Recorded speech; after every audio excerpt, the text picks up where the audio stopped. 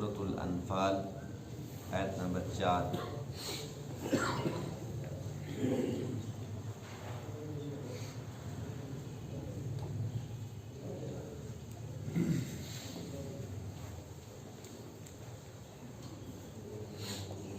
اعوذ باللہ من الشیطان الرجیم، بسم اللہ الرحمن الرحیم،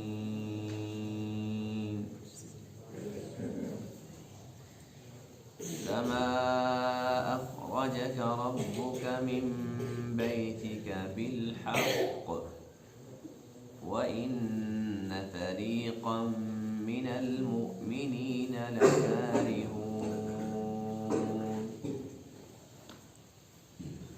يجادلونك في الحق بعدما تبين كأنما يساقون إلى الموت وهم ينظرون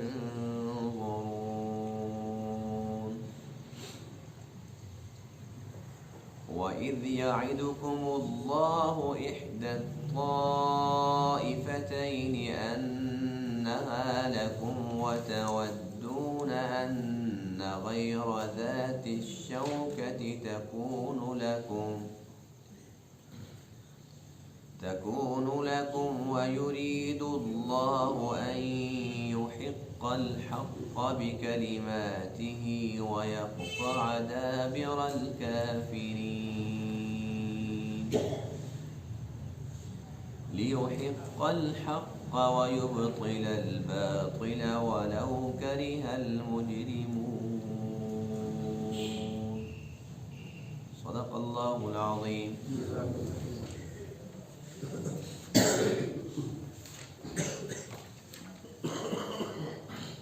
آج کے درس میں آیت کریمہ میں غزوہ بدر کے حالات و واقعات کا تذکرہ ہے کہ جب حضور علیہ الصلوۃ والسلام نے صحابہ کرام کو تیار فرمایا تو اس وقت صورتحال یہ تھی کہ کچھ لوگ یہ چاہتے تھے کہ جنگ نہ ہو، اس لیے کہ جب حضور علیہ الصلوۃ والسلام اور آپ کے صحابہ یہاں مدینہ پاک سے نکلے تھے تو جنگ کا ارادہ تھا ہی نہیں، اس لیے ان صحابہ کرام کی یہ خواہش تھی کہ جنگ نہ ہو، اور مقصد کیا تھا؟ اس وقت مقصد صرف اور صرف یہ تھا کہ قریش مکہ کا ایک قافلہ جو کہ تجارتی قافلہ تھا، اور اس قافلے کے سردار ابو سفیان تھے، ابھی تک مسلمان نہیں ہوئے تھے، اس قافلے پر حملہ کرنا تھا اور ان کا جو تجارتی سامان تھا، جو ان کی جمع پونجی تھی، اس پر قبضہ مقصد تھا۔ وہ کیوں؟ اس لیے کہ اللہ نے اپنے پیارے حبیب علیہ السلام کو سب کچھ بتلا دیا تھا کہ یہ جو قافلہ تجارتی قافلہ ہے، اس میں تمام مشرکین اس بات پر متفق ہو چکے ہیں کہ اس قافلے سے جو کچھ بھی بچت ہوگی وہ سب کی سب ہم مسلمانوں کے خلاف استعمال کریں گے۔ اللہ کے نبی نے صحابہ کرام کو حکم دیا کہ یہاں سے چلتے ہیں، اس سے پہلے کہ وہ ہمارے خلاف منصوبہ بنائیں، اس کو کامیاب کریں، ہم پہلے ہی وہ سارا کچھ اپنے قبضے میں لے لیتے ہیں، نہ ان کے پاس کچھ ہوگا نہ ہمارے خلاف کوئی منصوبہ بندی کریں گے۔ تو ابتداء حالات یہ تھے، جب یہاں سے قافلہ روانہ ہوتا ہے تو پھر آگے جا کر اللہ تعالیٰ نے دو آپشن دے دیے کہ یا تو یہ کہ تمہارے ساتھ جنگ ہوگی، اور جنگ کے اندر بھی اللہ نے پہلے خوشخبری سنا دی کہ تمہیں فتح ملے گی، اور اگر جنگ نہ ہوئی تو دوسری صورت یہ ہے کہ جو تمہارا مقصد ہے کہ ان کا جو مال تجارت ہے، جو کچھ ہے وہ تمہارے ہاتھ لگ جائے۔ ان دونوں میں سے ایک کا وعدہ ہے۔ اب اللہ کے نبی جب مشورہ کرنے لگے تو صحابہ کرام میں سے بعض کی رائے یہ تھی کہ جب ہم نکلے گھر سے اس لیے تھے کہ جنگ نہیں کریں گے، تو اس لیے ہچکچاہٹ تھی کہ ہمارے پاس کوئی اسلحہ بھی نہیں ہے، اس نیت سے نکلے بھی نہیں ہیں، تو بس وہی پہلے والا کام ٹھیک ہے۔ تو اللہ تعالیٰ نے ان آیت کریمہ کے اندر ان کو ڈانٹا ہے کہ جب میں نے وعدہ کر دیا ہے کہ دو میں سے ایک کام ہوگا اور دونوں ہی تمہارے حق میں، جو بھی ہو جائے تمہارا فائدہ ہی ہے، پھر تم کیوں موت سے ڈرنے لگے ہو اور کیوں تم نے ترجیح دی ہے دوسرے راستے کو کہ جنگ سے ہم بچ جائیں؟ کیوں؟ اللہ فرماتے ہیں کہ تم صرف اور صرف یہ سوچ رہے ہو کہ ہمارے پاس اسلحہ نہیں ہے، ہمارے پاس طاقت نہیں ہے، اور ہمارے مقابلے کے اندر کافروں کے پاس سب کچھ ہے۔ فرمایا کہ میری چاہت یہ ہے کہ میں کافروں کو دکھاؤں کہ ان کے پاس کچھ نہیں ہے لیکن اللہ ان کے ساتھ ہے۔ میری چاہت یہ ہے، اور ہوتا تو وہی ہے جو اللہ کی چاہت ہوتی ہے۔ پھر وہی ہوا جو اللہ کی چاہت تھی، یعنی کہ وہ جنگ والی جو صورتحال تھی وہ پیدا ہوئی، جنگ بدر ہوئی اور اللہ کا وعدہ پورا ہوا۔ اللہ تعالیٰ نے مسلمانوں کو بغیر اسلحے کے بھی کامیاب کر کے دکھا دیا، اور یہ وہ پہلا معرکہ تھا کہ ایسی دھاک بیٹھی کفر پر کہ سارا کا سارا کفر کانپنے لگا۔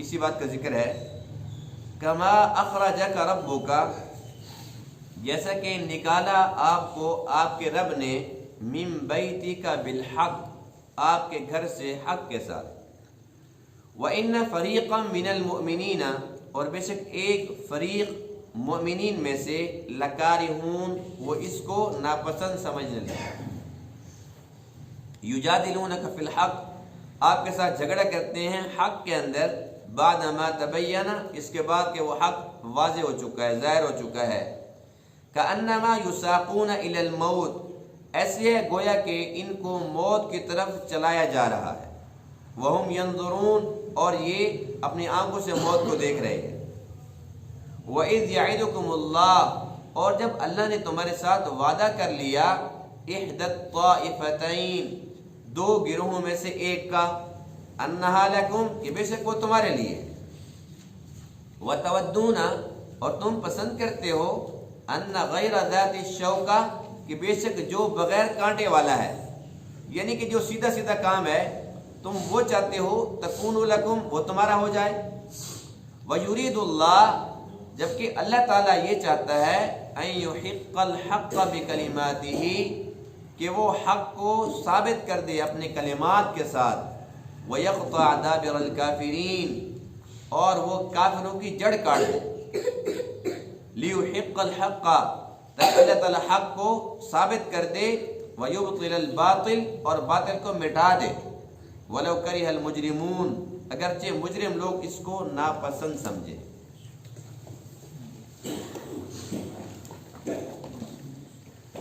ان آیات کے پس منظر میں غزوہ بدر کی جو تفصیل ہے وہ کچھ اس طرح سے ہے کہ غزوہ بدر جو ایک بہت بڑی جنگ تھی، سن 2 ہجری کے اندر اسلام اور کفر کا ایک بہت بڑا معرکہ تھا۔ اس کی ابتدا اس طریقے سے ہوئی کہ یہ جنگ نہیں تھی ابتداء، بعد میں اللہ نے اس کو جنگ کا نقشہ دے دیا۔ یہ جو بدر کا مقام ہے یہ مدینہ طیبہ سے تقریباً 180 کلومیٹر کے فاصلے پہ ہے، 180 کلومیٹر۔ اب ظاہر سی بات ہے کہ مسلمان جن کے پاس پہلے ہی کچھ نہیں تھا، نہ تو بہت زیادہ کوئی مال و متاع تھا، نہ کوئی اسلحہ تھا، ساز و سامان جنگ کا کچھ بھی نہیں تھا، ان حالات میں مدینہ طیبہ کے بجائے غزوہ بدر کے مقام پر جانا، 180 کلومیٹر اپنے گھر سے دور جانا، وہاں جا کر لڑائی کرنا کوئی آسان کام تھا؟ تو ابتداءً یہ لڑائی مقصود تھی ہی نہیں۔ ابتدا اس غزوے کی اس طریقے سے ہوئی، یہ سوال پیدا ہوتا ہے نا کہ بھئی وہ مشرکین مکہ میں رہنے والے اور جو صحابہ کرام ہیں اللہ کے نبی وہ مدینہ پاک میں رہنے والے، اور جنگ ہو رہی ہے وہاں بدر کے اندر، یہ کیسے ہو گئی؟ تو اس کا پس منظر کچھ یوں ہے کہ جو مشرکین مکہ تھے یہ لوگ تاجر پیشہ تھے، اور جب سردی ہوتی تھی تو یہ یمن جاتے تھے کہ یمن کا علاقہ نا کچھ گرم تھا، تو یہ تجارت کی غرض سے یمن کا سفر کرتے تھے، اور جب گرمی ہوتی تھی تو پھر یہ شام و فلسطین جا کرتے تھے، اس لیے کہ وہ علاقے ٹھنڈے تھے۔ تو یہ لوگ اپنا ایک قافلہ تیار کرتے ہیں مشرکین مکہ، اور وہ جا رہا ہے شام، اور اس وقت ان کے پاس 50,000 دینار، یعنی کہ سونے کا ایک سکہ ہوتا ہے، 50,000 دینار ان کا مال ہے، یعنی کہ ان کے پاس جو کچھ تھا اس کی قیمت کتنی تھی؟ 50,000 دینار۔ یہ بہت بڑی رقم تھی۔ آج کل کہتے ہیں 50,000 تھے، بھئی بڑی رقم تھی۔ اور 50,000 دینار کا جو سامان تھا نا وہ 150 اونٹوں پر لادا گیا تھا۔ اس سے اندازہ لگا لو، آج چونکہ 50,000 کی کوئی ویلیو نہیں ہے تو وہ سامان ایک اونٹ بھی اٹھا سکتا ہے، 150 اونٹ۔ اور اس قافلے کے ساتھ 40 بندے تھے۔ کتنے بندے تھے؟ 150 اونٹ اور 40 بندے۔ ان 40 کے اوپر جو نگران تھے وہ 2 تھے، ایک تھے عمرو بن عاص رضی اللہ تعالیٰ عنہ، ابھی تک مسلمان نہیں ہوئے تھے، ایک تھے ابو سفیان۔ تو سب سے جو بڑے سردار ان کے تھے وہ ابو سفیان تھے، چونکہ یہ بہت بڑے سردار تھے۔ اب یہ قافلہ جب یہاں سے روانہ ہونے لگا تو ان تمام مشرکین نے مل کر یہ فیصلہ کیا کہ دیکھو اس وقت ہمارے پاس بڑا مال ہے، اور تم جب شام جاؤ گے تو اپنا تم مال بیچو گے، واپسی پر آؤ گے تو اس میں بڑا نفع ملنا ہے، بس یہ فیصلہ کر لو کہ یہ نفع سارا کا سارا مسلمانوں کے خلاف خرچ کرنا ہے اور ان کو بالکل نیست و نابود کر دینا ہے۔ سب نے کہا بالکل ٹھیک ہے، ہمیں منظور ہے، ہمارے گھر کچھ نہ آئے، بس مسلمان نظر نہ آئے۔ یہ تو ان کے منصوبے تھے۔ دوسری طرف اللہ کا منصوبہ چل رہا تھا۔ اللہ کا منصوبہ کیا تھا کہ اللہ تعالیٰ نے اپنے پیارے حبیب علیہ السلام کو بذریعہ وحی ساری بات بتلا دی کہ ایسے ایسے قافلہ بھی روانہ ہو گیا، فلاں فلاں لوگ بھی ساتھ ہیں، یہ ان کا مشورہ ہو چکا ہے اور وہ شام جا رہے ہیں۔ اللہ کے نبی نے صحابہ کرام سے فرمایا کہ ایسا کرتے ہیں کہ ان کو پہلے جانے دو تاکہ ان کا جو 50,000 ہے وہ اور بڑھ جائے۔ جب واپسی پر آئیں گے نا، شام سے مکہ جا رہے ہوں گے، راستے کے اندر ہم ان کو روکیں گے اور 40 بندے، 40 بندوں کو ہم نے پکڑ لینا ہے، ان کا سارا مال ہم نے اپنے قبضہ میں لے لینا ہے، پھر ان سے پوچھیں گے کہ بتاؤ وہ تمہارا منصوبہ کہاں گیا۔ تو اس طریقے سے حضور علیہ السلام نے صحابہ کرام کو حکم دیا کہ چلو، اور اللہ نے مجھے خبر دے دی ہے کہ ایسے ایسے قافلہ ہے، ایسے ایسے وہاں سے وہ چل پڑا ہے، فلاں جگہ پر ہم نے جا کر ان کو پکڑنا ہے۔ صحابہ کرام تیار ہو گئے۔ غزوہ بدر کی جو شرکاء ہیں ان کی تعداد جو مشہور ترین ہے وہ 313 ہے، بعضوں نے 319 لکھی ہے۔ اس کا یہ مقصد ہرگز نہیں ہے کہ صحابہ اتنے تھے، صحابہ اور بھی تھے، لیکن سب کا جانا ضروری نہیں تھا، اس لیے کہ اس وقت مقصد جنگ ہی نہیں تھا۔ مقصد تو یہ تھا کہ 40 بندے ہیں ٹوٹل اور ان کا مقابلہ کرنا ہے، اس لیے جو جا سکتے تھے وہ تیار ہو گئے۔ اور چونکہ مقصد جنگ نہیں تھا، اب 300 بندے اور مقابلہ 40 بندوں سے ہے تو زیادہ اسلحے کی ضرورت بھی نہیں تھی۔ جب یہ قافلہ یہاں سے روانہ ہوتا ہے، ایک مقام ہے روحہ، وہاں پر اب بھی ایک کنواں ہے، بیر روحہ وہاں پر موجود ہے۔ اللہ کے چاند کے وہاں سے اللہ کے نبی نے پانی پیا، ابھی تک وہ بالکل جاری ہے، ابھی بھی لوگ اس سے پانی پی رہے ہیں۔ اب کیا ہو کہ وہاں پر اللہ کے نبی نے خطبہ دیا اور فرمایا کہ صورتحال یہ ہے کہ جو ہمارا منصوبہ تھا وہ کافروں کو پتہ چل گیا۔ ابو سفیان جو تھا نا بڑا چلاک انسان تھا، بہت سمجھدار انسان تھا، اس نے جاسوس چھوڑ رکھے تھے کہ ابھی ہمارے پاس اتنا زیادہ مال ہے تو اس کی سیکورٹی کے لیے کوئی جاسوس ہونے چاہیے کہ اگر کوئی خطرے کی بات ہے تو ہمیں فوراً آگاہ کرے۔ جاسوسوں نے بتلا دیا ایسے ایسے مسلمان مدینہ سے روانہ ہو چکے ہیں اور تمہارے خلاف ان کا پکا منصوبہ ہے، یہ سارا کا سارا مال وہ لینے کے لیے تیار ہے۔ اس نے کہا اچھا۔ جب اسے پتہ چلا ابو سفیان کو تو اس نے فی الفور ایک بندے کو تیز رفتار اونٹنی دی اور اسے کہا کہ تم فوراً مکہ پہنچو اور ان کو جا کر ابو جال کو بتلاؤ کہ حالات بڑے خراب ہیں۔ بھئی جو مال ان کے خلاف استعمال کرنا تھا لگتا یہ کہ وہ ہمارے خلاف استعمال ہو جائے گا، ہم اور ہمارا مال خطرے میں ہے، فی الفور ہماری مدد کرو۔ ابو جال نے کیا کیا؟ فوراً، اچھا اس وقت جو قاصد گیا نا، ان کا ایک رواج تھا عرب لوگوں کا کہ وہ بہت خطرے میں ہوتے تھے تو وہ ایسی حالت بناتے تھے، اس نے مکہ کے قریب جا کر نا اپنی اونٹنی کے کان اور ناک کاٹ دیے، اپنے کپڑے آگے پیچھے سے پھاڑ دیے۔ یہ اس بات کی نشانی ہوتی تھی کہ بہت بڑا خطرہ سر پہ آ چکا ہے، بس بات کان لگا کر سنو اور فوراً نکلو۔ جب قاصد کی یہ حالت دیکھی تو ابو جہل نے فی الفور اعلان کیا، اور کہاں اعلان کیا؟ بیت اللہ کی چھت کے اوپر چڑھ کے۔ اللہ کی شان دیکھو، بیت اللہ کی چھت پہ چڑھ کے اس نے اعلان کیا کہ سارے اکٹھے ہو جاؤ، جس حال میں ہو سب آؤ، اور جو جس کے پاس ہے وہ لے کر آئے، اور ہم نے مسلمانوں کا مقابلہ کرنا ہے اور اپنے لشکر کی حفاظت کے لیے یہاں سے نکلنا ہے۔ ابو جہل کی آواز پر 1000 بندہ تیار ہو گیا۔ کتنا ہی؟ 1000 بندہ۔ مسلمان کتنے ہیں؟ 313۔ اور وہ تو جنگ کے ارادے سے نکلے نہیں ہیں، اور یہ اب جنگ کی تیاری کر کے یہاں سے جا رہے ہیں۔ اور اللہ کی شان دیکھو کہ جب یہاں سے یہ نکلنے لگے تو ابو جہل نے کہا کہ کوئی گانے والی عورتیں ہونی چاہیے، کوئی شراب ہونی چاہیے، ہم نے ان کو مکمل ختم کرنا ہے، پھر جشن منائیں گے، پئیں گے، پھر یہ ناچیں گے، کیا منظر ہوگا، کیا مزہ ہوگا۔ یہ ابو جہل کے منصوبے ہیں، اور اندر ایک منصوبہ چل رہا ہے، وہ اللہ تعالیٰ کا ہے، اور ہمیشہ اللہ کا منصوبہ ہی کامیاب ہوتا ہے۔ اب ادھر سے یہ لشکر جب روانہ ہوتا ہے، اب ابو سفیان کے تو جاسوس ہیں، اور بے شک وہ سچی خبریں بتلا رہے تھے، لیکن وہ جاسوس سے جو بات ہوتی تھی 100% تو درست بتلائیں، ضروری تو نہیں تھا۔ جب یہ 1000 کا لشکر یہاں سے نکلا، اللہ نے اپنے حبیب کو بذریعہ وحی اطلاع کر دی۔ پھر جبریل حاضر ہو گیا، اے اللہ کے رسول، ابو جہل اور 1000 کا لشکر تمہارے مقابلے پہ آ رہا ہے۔ اللہ کے نبی نے روح مقام پر پھر خطبہ دیا اور فرمایا کہ ہمارا مقصد جنگ نہیں تھا، لیکن اب صورتحال یہ بن گئی ہے کہ ہو سکتا ہے کہ جنگ ہو جائے، تو اس کے لیے تمہارا مشورہ کیا ہے؟ سب سے پہلے ابو بکر صدیق رضی اللہ تعالیٰ عنہ کھڑے ہوئے، اے اللہ کے رسول، جو آپ کا حکم وہ ہم حاضر ہیں۔ اس کے بعد عمر کھڑے ہوئے، اے اللہ کے پاک رسول، جو آپ کا حکم ہم حاضر ہیں۔ اللہ کے نبی فرماتے ہیں کہ مجھے بتلاؤ، مشورہ دو، کیا کریں؟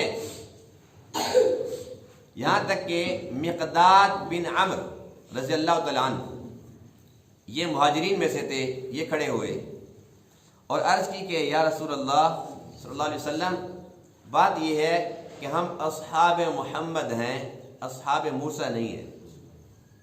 وہ بنی اسرائیل تھے جنہوں نے موسیٰ علیہ السلام کو یہ کہہ دیا تھا، فَاذْهَبْ أَنْتَ وَرَبُّكَ فَقَاتِلَا إِنَّا هَاهُنَا قَاعِدُونَ، کہ تو اور تیرا رب جا کے لڑو، ہم تو یہیں پر بیٹھے ہیں۔ اے اللہ کے رسول، بات یہ ہے کہ آپ اگر ہمیں حکم دیں گے، ہم نہیں دیکھیں گے کہ خشکی ہے یا تری ہے، ہم گھس جائیں گے، ہم تیار ہیں۔ اللہ کے نبی فرماتے ہیں کہ مجھے مشورہ دو۔ پھر فرمایا کہ مجھے مشورہ دو۔ جب 2-3 بار فرمایا تو تب سعد بن معاذ رضی اللہ تعالیٰ عنہ کھڑے ہوئے اور عرض کیا کہ یا رسول اللہ صلی اللہ علیہ وسلم، میں آپ کی بات سمجھ گیا ہوں، میرا خیال یہ ہے کہ آپ یہ چاہتے ہیں کہ انصار کی کیا رائے ہے۔ مہاجرین کا تو نمائندہ کھڑا ہو گیا، اب آپ انصار کی رائے چاہتے ہیں تو میں ان کا نمائندہ ہوں، اور میں آپ کو یقین دلاتا ہوں کہ ہم نے آپ کے ہاتھ میں بیعت کی ہے، اب ہمیں موت بھی قبول ہے۔ جو آپ کا حکم ہو سر آنکھوں پر، اور وہی بات دہرائی کہ ہم اصحاب محمد ہیں، اصحاب موسیٰ نہیں ہیں، جنہوں نے یہ کہا تھا کہ اے موسیٰ، تو اور تیرا رب جا کے لڑو، ہم بیٹھے ہیں۔ اور اگر آپ ہمیں حکم دیتے ہیں کہ خشکی میں تری میں، اللہ کی قسم اگر آپ حکم دے سمندر کے کنارے پہ کہ کود پڑو، ہم کود پڑیں گے۔ اس کے بعد اور بھی کافی انصار کھڑے ہوئے، انہوں نے بھی ایسے تقریر کی۔ اللہ کے نبی نے سب کو خیر کی دعا دی، خوشی کا اظہار فرمایا۔ تو ابتداً چونکہ وہ صحابہ کرام یہ چاہتے تھے کہ یا رسول اللہ صلی اللہ علیہ وسلم، دیکھو ہم جنگ کے ارادے سے نکلے نہیں ہیں، ہمارا مقصد تو یہ تھا کہ اس قافلے پہ ہم حملہ آور ہوں، اور وہ ٹوٹل 40 بندے ہیں، تو یہ بڑا آسان کام تھا۔ اب یہ دوسرا آپشن آ گیا کہ بھئی ان کے ساتھ جنگ کرنی ہے، تو ہمارا خیال یہ تھا کہ وہ پہلے والا آپشن بہتر ہے۔ تو اللہ تعالیٰ نے ان آیات کے اندر ان کو ڈانٹا ہے، اور اللہ فرماتے ہیں کہ میرا وعدہ ہے تمہارے ساتھ کہ اگر جنگ ہوئی تب بھی فتح تمہیں ہو، اور اگر جنگ نہ ہوئی تو دوسرا آپشن ہے کہ وہ قافلے کا جو کچھ مال ہے وہ سارا کا سارا مال غنیمت ہے، وہ میں تمہیں دلوا دوں گا۔ تو تمہیں کیا ہو گیا؟ وَتَوَدُّونَ أَنَّ غَيْرَ ذَاتِ الشَّوْكَةِ تَكُونُ لَكُمْ، تم چاہتے ہو کہ جس میں کانٹا نہیں ہے وہ ملے۔ تم چاہتے ہو کہ بغیر جنگ کے سارا کچھ ملے، تم جنگ پر کیوں تیار نہیں ہو؟ یہ ابتداً باتیں تھی۔ جب اللہ کے نبی نے وہاں پر خطبہ ارشاد فرمایا اور صحابہ کرام سے مشورہ لیا تو مہاجرین و انصار اس بات پر متفق ہو گئے کہ ہم تیار ہیں۔ تب اللہ کے نبی نے فرمایا کہ مجھے جنگ کے شعلے بھڑکتے نظر آ رہے ہیں۔ اور اللہ کی شان دیکھو، اللہ کے نبی نے یہ بھی فرما دیا تھا کہ ہمیں فتح بھی ملنی ہے، اور بدر کے میدان جب آپ پہنچے تھے تو آپ نے نشان بھی لگایا تھا کہ یہاں ابو جہل مرے گا، یہاں عتبہ مرے گا، یہاں ایک ایک کا نشان بھی لگا دیا۔ اور صحابہ کہتے ہیں کہ اللہ کی قسم، جہاں اللہ کے نبی نے اپنی چھڑی مبارک سے نشان لگایا وہ کافر وہیں پر مرا۔ تو غزوہ بدر ہوا، وہ جنگ ہوئی۔ اس جنگ کے اندر 313 جن کے پاس اسلحہ نام کی کوئی چیز نہیں تھی، برائے نام تھا، اللہ تعالیٰ نے ان کو فتح عطا فرمائی۔ اور جو ابو جہل کہتا تھا کہ شراب بھی لے کر چلو اور ناچنے والی گانے والی عورتیں بھی ساتھ لے کر چلو، وہ ابو جہل وہیں پر مرا اور جہنم کے اندر پہنچ گیا۔ تو اللہ فرماتے ہیں کہ اگر پہلے ہی تمہیں بتلا دیا جاتا، اللہ کی بات کتنی پیاری ہے، اگر پہلے بتلا دیا جاتا ہے کہ تم جنگ کے لیے جا رہے ہو تو تم تیار نہ ہوتے۔ پہلے بتلایا نہیں ہے، پہلے یہ کہا کہ تم جاؤ اور ایسے ایسے قافلہ آ رہا ہے، جبرائیل ساری خبریں تو دیتا رہا۔ اللہ فرماتے ہیں کہ ہماری چاہت یہ تھی کہ پہلے گھر سے نکلو، کما اخرجک ربک، جیسے کہ تیرے رب نے نکالا، من بیتک، آپ کے گھر سے، یعنی کہ جو گھر سے یہاں سے نکلے، اللہ کے نبی اور صحابہ نکلے ہیں، اللہ فرماتے ہیں کہ میں نے نکالا تھا تمہیں۔ اور اس کے اندر ہماری خفیہ تدبیر چل رہی تھی، ہم چاہتے تھے کہ دنیا کو پتہ چل جائے کہ مسلمان ان کے پاس اسباب نہ بھی ہوں، ان کے پاس معلومات نہ بھی ہو، تعداد میں وہ زیادہ نہ بھی ہوں، پھر بھی اللہ ان کو غالب کر سکتا ہے۔ اور اللہ نے ان کو غالب کر کے دکھا دیا، یہاں تک کہ غزوہ بدر کے اندر 70 بڑے بڑے ان کے جو سردار تھے وہ قتل کر دیے گئے، اور 70 ان کے قیدی بنا دیے گئے۔ وہ یہ بڑی کامیابی تھی کہ 70 مر گئے اور 70 قیدی بنا لیے گئے۔ تو اسی بات کا ذکر اللہ فرماتے ہیں کہ میری چاہت کیا تھی کہ میں ان کی جڑ کاٹوں، وَيَقْطَعَ دَابِرَ الْكَافِرِينَ، اللہ نے کیسے جڑ کاٹی کہ جو بڑے بڑے سردار تھے، جو ان کا مغز تھا وہی ختم ہو گیا، ان کے کمر ٹوٹ گئی وہاں پر۔ اس کی تفصیل کیا ہے؟ اس کی کسی 70 کے مارے گئے 70 تھے تو ظاہر سی بات ہے کافی سارے بڑے بڑے نام ہیں ان کے، جو بڑے بڑے ان کے سردار تھے وہ قتل ہو گئے، اور 70 ان کے قیدی بنا دیے گئے۔ قیدیوں کے اندر بھی بڑے بڑے نام ہیں، جن میں عباس بھی ہیں، اللہ کے نبی کے چچا ہیں، وہ بھی قیدیوں کے اندر آئے۔ پھر بعد میں اللہ تعالیٰ نے ان کو بھی توفیق دی کہ وہ مسلمان ہو گئے۔ یہ اسلحہ تو نہیں تھا ان کے پاس، کیسے میں کہتا ہوں مار دیا؟ وہ اس کا ذکر آئندہ درس میں آ رہا ہے کہ وہ کیسے مرے، اس کی تفصیل آگے آ رہی ہے۔ یہ پوری کی پوری سورہ مبارکہ جو اس کے اندر غزوہ بدر کے ہی واقعات ہیں، وہ فرشتے کیسے اترے اس کی پوری تفصیل ہے، وہ کیسے مرے، ساری کی ساری تفصیل انشاءاللہ آئندہ درسوں میں آ رہی ہے۔ تو آج کے درس میں اتنی سی بات ہے کہ اللہ تعالیٰ جو چاہتے ہیں وہ کر کے دکھاتے ہیں، جو اللہ کی چاہت ہوتی ہے وہ ہو کے رہتا ہے۔ انسان کچھ سوچتا ہے اور ہوتا کچھ ہے، انسان تدبیریں بناتا ہے اور اللہ کی تقدیر اس بیان سے رہی ہوتی ہے کہ اے میرے بندے تو کیا سوچ رہا ہے اور میں نے کرنا کیا ہے۔ اب جو جشن کے لیے یہاں سے نکل رہے ہیں ان کے گھر ماتم ہو گیا، اور جو پریشان تھے کہ بھی جنگ سے بچ جائیں، اللہ نے جنگ بھی کرا دی، ان کے گھر خوشی بھی دے دی۔ تو یہ اللہ تعالیٰ کا نظام ہے، انسان اس کو سمجھ نہیں سکتا۔ لیکن صحابہ کرام پر قربان جائیے کہ دیکھو مہاجرین و انصار سب نے اللہ کے نبی کے سامنے کیا اقرار کیا کہ اللہ کے پاک رسول ہم اصحاب محمد، اللہ کیسے ان سے راضی نہ ہو کہ ہماری جان حاضر، ہمارا مال حاضر، بے شک ہم جنگ کے ارادے سے نہیں نکلے، آپ کا حکم ہے تو سر آنکھوں پر، بے شک ہمارے پاس اسلحہ نہیں ہے لیکن آپ کا حکم ہے تو پھر بھی ہم حاضر ہیں۔ تو اس لیے مسلمانوں کو چاہیے کہ وہ اللہ کے ہر حکم کے لیے ہر وقت تیار ہے۔ اللہ کا ہر حکم اس میں انسان کے لیے خیر ہے۔ اللہ کے اس میں کیا نفع ہوتا ہے، اللہ کا کیا فائدہ ہوتا ہے؟ ہمیشہ انسان ہی کا فائدہ ہوتا ہے، لیکن انسان سمجھتا نہیں ہے۔ تو یہ غزوہ بدر کب ہوا تھا؟ 17 رمضان المبارک۔ کب ہوا تھا؟ 2 ہجری میں، یعنی کہ رمضان تھا، روزے تھے، بابرکت مہینہ تھا، اور عیسوی حساب سے مارچ کا مہینہ تھا، 624 عیسوی۔ ادھر مارچ کا مہینہ تھا اور ادھر رمضان کا مہینہ تھا. 17 رمضان کو ان کے روزوں کا مہینہ تھا. روزے کے ساتھ ہماری کیا حالت ہوتی ہے؟ لیکن وہ صحابہ تھے کہ کچھ کھانے کے لیے ہے نہیں ہے, کچھ پینے کے لیے ہے نہیں ہے, لیکن بس وہ فنا فی اللہ اور فنا فی الرسول تھے. اس لیے الحمدللہ ہر ایک مومن صحابہ سے محبت رکھتا ہے اور ہمارا یقین کامل ہے کہ صحابہ ہمارا ایمان ہے, اور جو صحابہ سے محبت نہیں رکھتا اس کا ایمان سے کوئی حصہ نہیں. اس لیے کہ اگر صحابہ کو اللہ نہ کرے خدا نہ خاصہ صحابہ کرام کو ہم بائی پاس کر دیتے ہیں, اس سائڈ پر نکال دیتے ہیں, تو باقی بچتا کیا ہے؟ ہمارے پاس تو نہ کلمہ بچتا ہے, نہ قرآن بچتا ہے, نہ نماز بچتی ہے. ہمارا تو دین ہی سب کا سب ختم ہو جائے گا.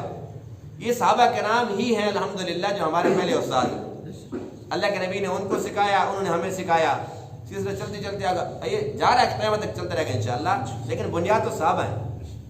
اس لیے ہم تمام صحابہ سے محبت بھی کرتے ہیں, ان سے عقیدت بھی رکھتے ہیں, اور ان کی اتباع کی بھی کوشش کرتے ہیں. اللہ تعالیٰ ان کی اتباع نصیب فرمائے. جس راستے پر وہ چلے ہیں وہ جنت کو پہنچ گئے. اللہ کرے کہ ہم بھی اسی راستے پر چلیں, ہم بھی جنت کو پہنچ جائیں. اللہ تعالیٰ باتوں کو سمجھنے عمل کرنے کی توفیق عطا فرمائے. وآخر دعوانا الحمدللہ رب العالمین.